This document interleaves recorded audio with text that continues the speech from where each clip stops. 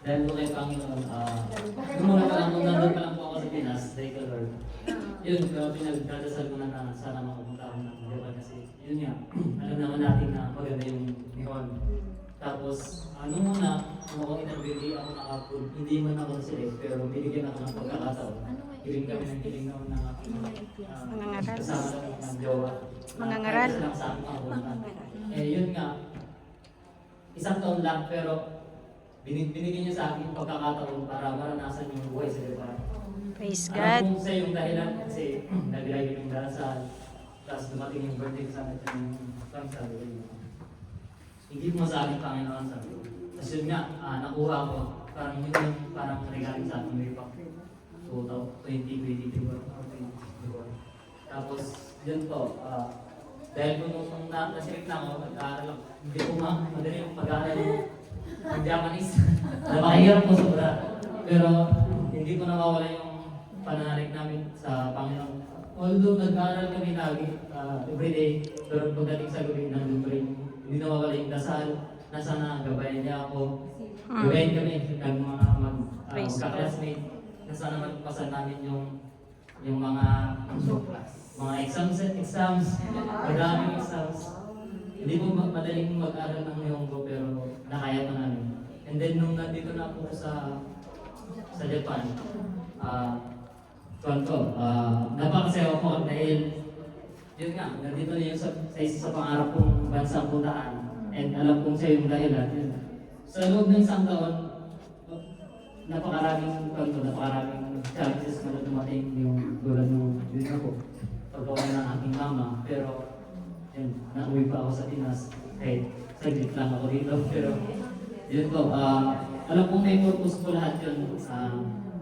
Dahil Amen. alam ko mas maganda po yung plano ng Panginoon compared po sa plano ko. And Amen. salamat din po sa inyo, Pastora, sa inyong lahat. Dahil kayo po yung naging pamilya ko, naging mama, ate, brother, saka naging sandalan pa sa nung dumating yung ganung sa aking buhay. Kayo po yung naging medicine for the heal po yung aking puso. Praise God. Kaya po, ganun, pinag-pray ko din po sa Panginoon na sana lumaki pa ang team sa akin.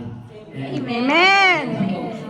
Praise God. Sa ating mga kapinahin at ganun din po kay ito sang tabon Raishu, watashi wa asaigo desu. Demo, isuni reihai. Kami sama ni reihai shita koto ga so re o koto ga dekimasen.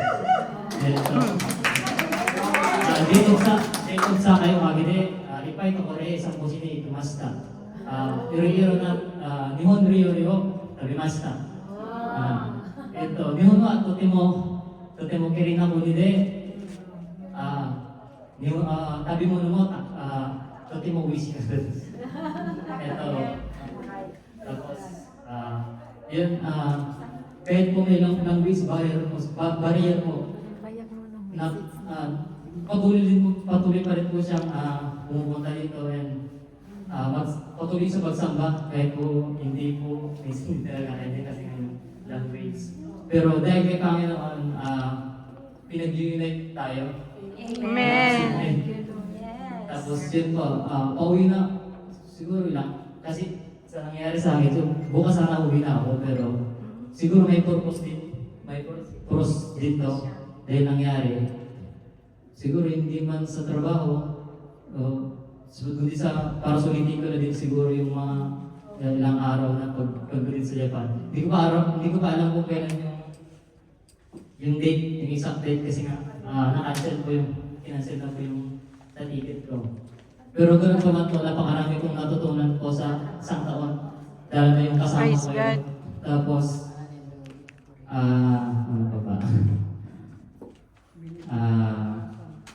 Ayun po, kahit saan pa lang mapunta, mas mapasa Pilipinas or ibang bansa, dala-dala ko po yung memories, experience, mga wisdom na natutunan ko po sa inyo. Amen. Praise God. Praise God. Ganun po, alam kong dahil kay Panginoon, nakilala ko po kayo. Amen. Dami ko pong mga natutunan. Hindi lang sa buhay, hindi lang sa pagtatrabaho, pagdala sa ibang kundi para rin sa buhay na magiging weapon ko, magiging sandata sa Amen. future na sabihin natin pure na buhay, trabaho. Ganun po. Napakalaging tulong ko ng Panginoon dahil alam kong sa po yung laging nandyan and alam kong sa pagkawala ng aking mama din, napakasakit po pero alam kong maganda yung plano niya at alam kong masaya po na po ang aking ina sa piling niya. Amen. Amen. Praise God.